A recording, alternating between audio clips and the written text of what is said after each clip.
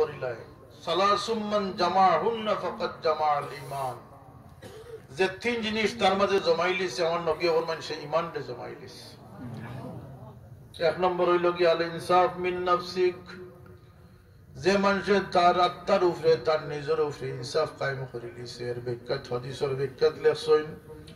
যে হকুল্লাহ এবং হুকুকুল ইবাদ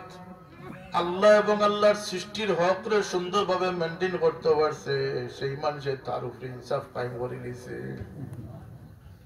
দুই নম্বর হইল বাজলুস সালাম লিল আলাম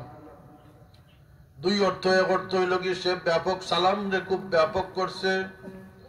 সব রে সালাম দে ছোট বড় করে বারে সব জায়গা সালামর ব্যাপকতা করছে আর একটা বাক্য হইতে পারে যে এই মানুষের দুনিয়ার সব কিছুর লাগি শান্তি কামনা করে সুবহানাল্লাহ তিন নম্বর হইল কি আল ইখতার আল ইনফাক মিন আল ইখতার